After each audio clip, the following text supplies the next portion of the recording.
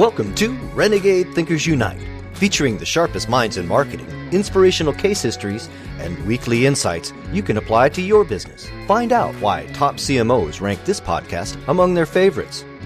Now, here's your host, Chief Marketing Renegade, Drew Nizer. Hey, it's Drew, and I thought we'd do something a little bit different today. And if you like it, maybe we'll do it again every 5 episodes or so. We're going to call it Drew's Takeaways. And it's really going to be me talking about some of the things that I'm learning and hearing and sort of coalescing the themes. And I want to start with a story. It was back in 2006, and it was kind of an odd moment, might say, in an odd career. We were sitting in a conference room, and there were about 6 folks in there, and we were getting a briefing. We were getting a briefing for a brand strategy project. Now, this was early on for us in this kind of work. And I'm listening, and I'm doing my usual drawing the box and putting checks in it and all the things that I do to keep myself focused. And boom, literally like lightning, I get an idea. And I write down 4 words that I'm pretty sure are going to solve the problem. Now, I can't share those 4 words. I have to turn that pad over, and I can't share them because this was the first day of a 2-month engagement for a strategy project for Family Circle. And they had a challenge. They wanted to sort of reposition the magazine, and they wanted a campaign really that would engage advertisers and get them excited about Family Circle. So I wrote this line down, and I knew enough at this point, and remember I've been doing this for a while, that you can't, the first day you meet with a client, share the line that's going to change their business. And if it's one thing I've learned in my career, it's that process mattered. When I was at JWT in the 80s, way back then, we had something called the T plan, and it was a really smart process, and it was a precise way of defining the emotion our ads, and it really was about advertising, were intended to elicit. It wasn't exactly what you said, it's how you said it and how people responded to it.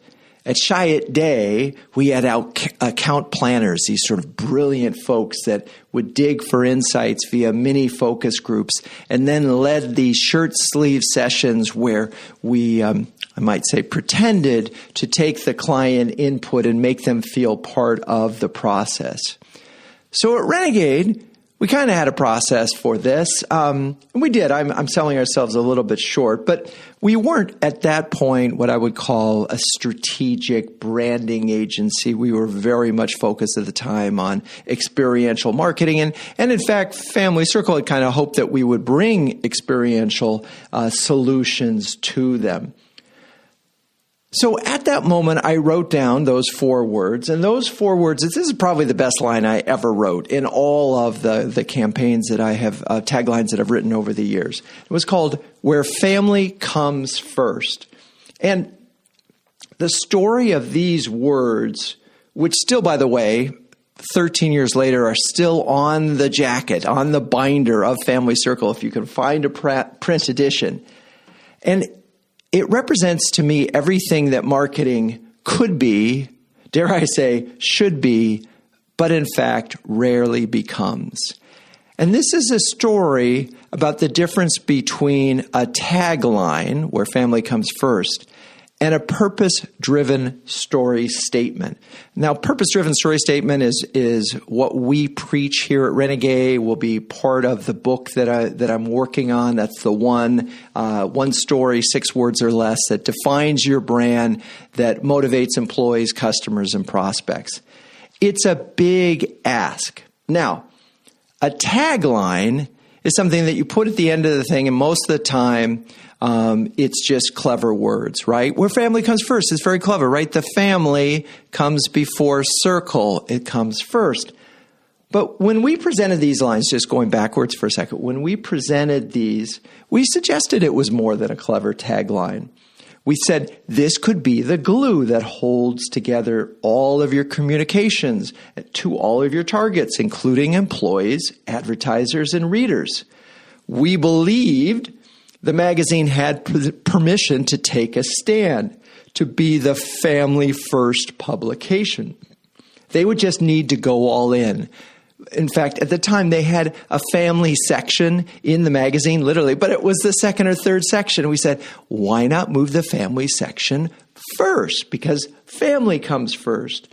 We also suggested things like holding symposiums for advertisers about what it means when you put family first. It could even mean doing some other like annual studies, which we recommended on the state of the American family so they could own this. But this was 2006, and it was long before Simon Sinek inspired brands to start with why and become purpose-driven.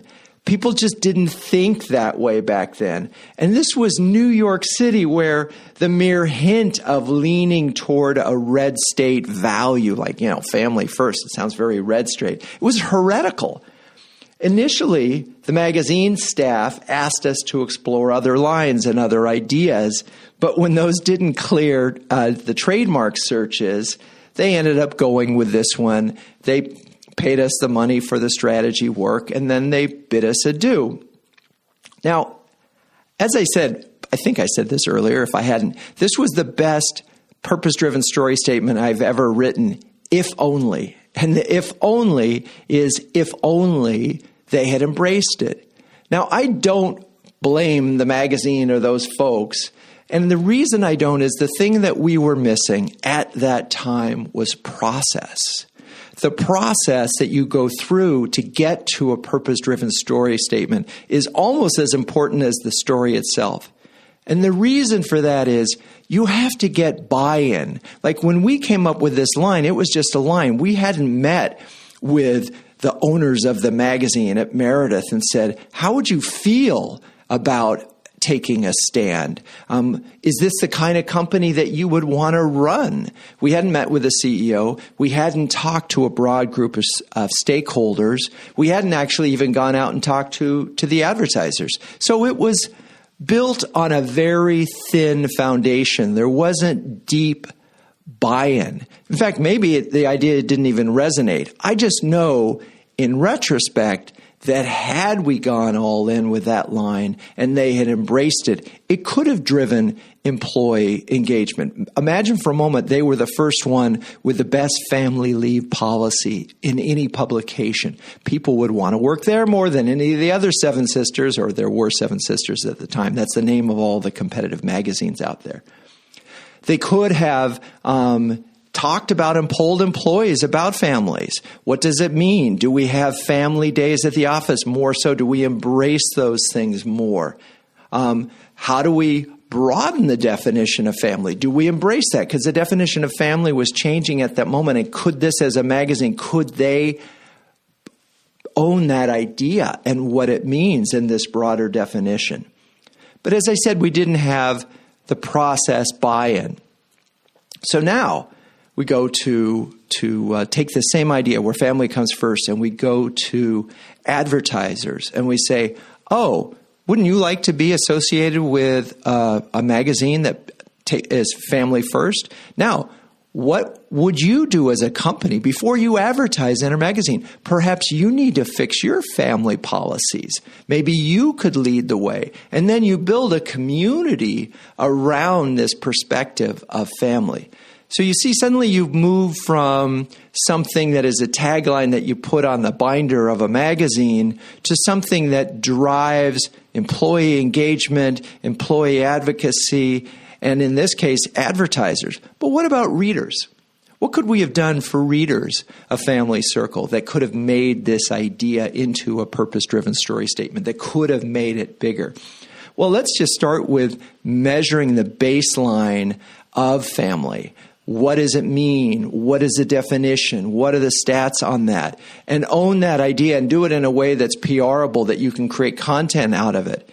Think of it bigger than that. Think of it as maybe we need to be running annual symposiums on family and get the conversation focused on this and talk about it. And again, that expands the content. So this is no longer about just a magazine. This is a multimedia idea, right? This is an event idea. This is a magazine idea. This is a video idea. So it becomes bigger. There was more. we had lots more at the time. And as I think about in retrospect, where family comes first is you can feel the mission in that idea, right? But as I said, it was an idea before its time, and it was an idea before we at Renegade really understood the power of purpose and why these things were so important. So that's one example of a purpose-driven story statement that didn't quite become real. We're going to take a break, and when we come back, I want to share an example of one that did become real. Did you know that Renegade Thinkers Unite was ranked number 2 of the top 10 podcasts for CMOs by Crackerjack Marketing? Wow, we're really honored. Now, we couldn't do that without amazing guests, and we've had some amazing CMOs on this show, and also terrific listeners like you all. If you like what we do here, please subscribe on your favorite podcast player. That way, you'll never miss an episode. Also, as a special thanks, I'd like to send you a free ebook on Renegade Thinkers. Now, for that, just email drew@renegade.com. Now let's get back to the show. A couple of months ago, I had the pleasure of interviewing the CMO of SurveyMonkey. I'm only going to use her first name, Leela, because I so butchered her last name and it's embarrassing. And as I've said in some other episodes, I'm becoming my father. I just don't know how it happened, but suddenly, if there's a way to butcher a last name, I seem to be the person who is doing it, which is not really great for a podcast host. Anyway, I was talking to Leela about why she came to the company. And I thought this was fascinating. She said, I came to the company because of the culture. I said, well, explain that. And she said, well, they had embraced this idea. Their mission, as they defined it, was we power the curious. Now, that idea in and of itself made me curious and also excited. I think curiosity is the secret to mankind's survival and evolution, and that if we don't have curiosity and we stop learning, life gets stagnant pretty quickly. But I'm not going to make a political statement about the incurious. I'm simply going to say I really embrace those that embrace curiosity, which I suspect you all do too, or you wouldn't be listening to this show. So back to Leela. Leela explained that she came to this company because they had done some rebranding work and they had come to the conclusion that as an organization, they were committed to powering and empowering the curious, empowering curiosity. So I thought this is a pretty big idea. That's a purpose-driven story statement. We power the curious. And in our interview, I wanted to break it down with her and find out how far they took this. Were they taking this purpose-driven story statement and bringing it to employees, making it real for employees, making it real for customers, and making it real in the activities that they did? And sure enough, they were, and I'm going to try to break it down for you by each of those areas. So first, when it comes to employees, and what do they do there? Well, first, as she said, we like to eat at our own restaurant. They use surveying a lot. And so they survey their employees for satisfaction and what they're interested in and how they can be a better company. And they monitor it. So they use their tool, which is one in and of itself is important because people can see it. But they also, as a culture, embrace this idea of learning and how you can learn and how you can share. Now, I could argue, I think they could take that even farther. I think there could be curiosity awards for employees. And what does that mean? They could have curiosity grants. And you can see, I just thought of these two things instantly. We could do more. And in fact, if you were, you could probably come up with 5 or 6 other ways of making curiosity, making it real to employees. And by the way, I would start by hiring curious employees. Just think back to Herb Kelleher and in the book Nuts. If you've never read it, it's a great story, a founding story of Southwest Airlines. And Herb talks about how he hires cheerleaders to be flight attendants for a very specific reason. They're cheery, they're upbeat, they're fun, they're friendly. That was the brand that he wanted. to have. So if you were SurveyMonkey and you are powering the curious, you better start by hiring curious people. So that's one way we can take this purpose-driven story statement and make it real. Okay, next, how do they make this idea real to their customers? And she talked about it in a couple ways. One was just surveying the customers and so forth and providing really good service and helping them understand how to do surveying well.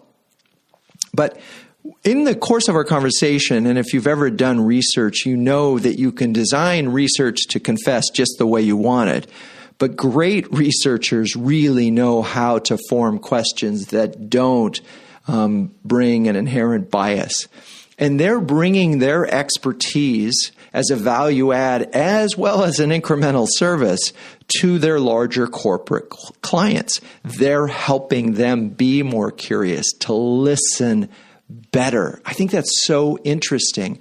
These are skills that you could learn and teach. You can teach people how to do better surveys. You could teach them how to listen better. So they're bringing that idea. I think they could do more. Again, I think they could do curiosity awards. Which of their customers are driving the most curious, are demonstrating the curiosity in an extraordinary way?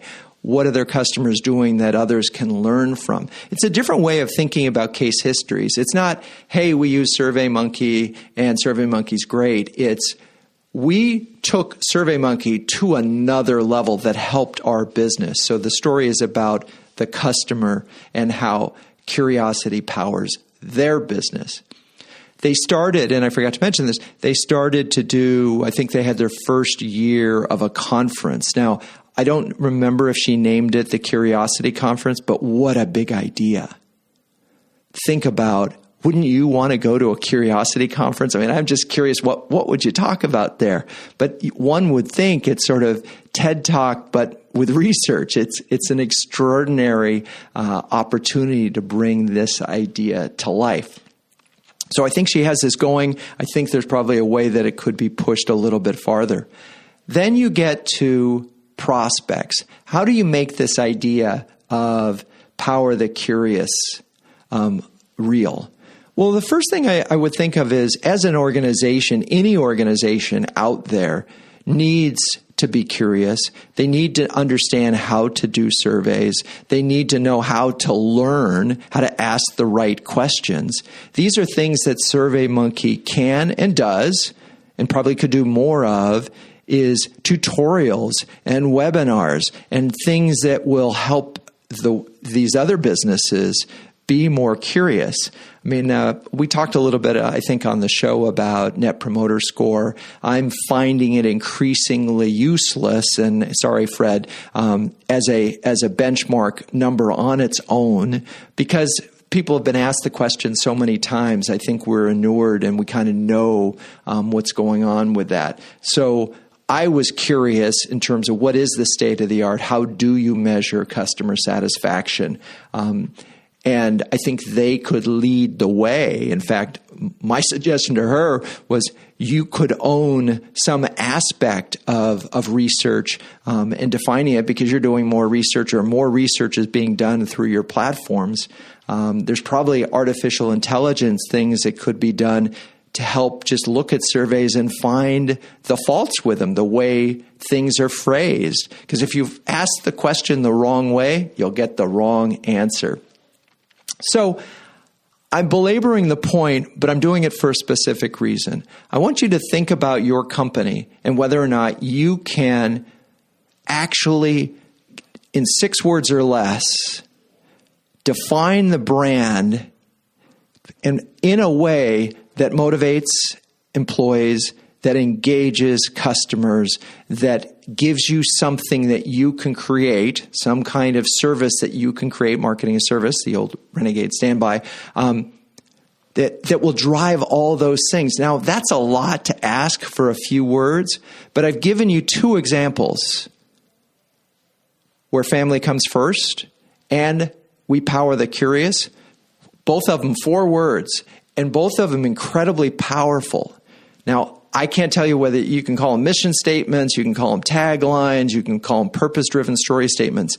But the litmus test is, can you develop 18 things, 6 under employees, 6 under customers, and 6 under prospects that bring this idea to life? And if you can, then chances are you have a purpose-driven story statement, and you have something that will hold all of your marketing activities together. Now, why is that so important? Because you could say, well, we have all sorts of targets.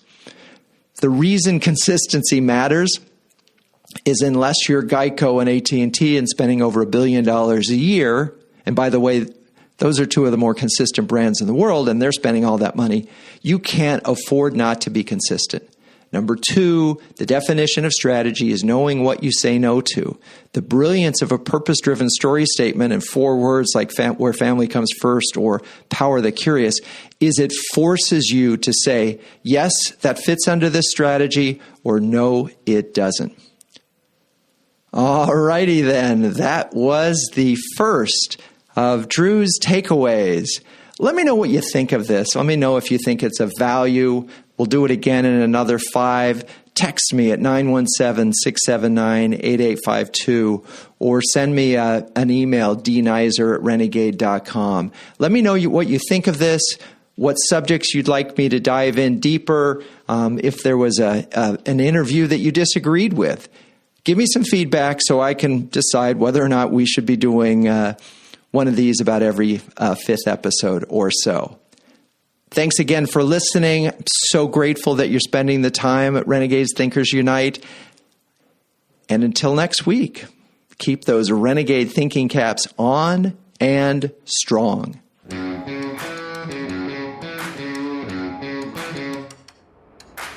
This has been Renegade Thinkers Unite, but it doesn't end there. Just go to renegadethinkersunite.com for more and subscribe to the show. That way, you'll never miss an episode.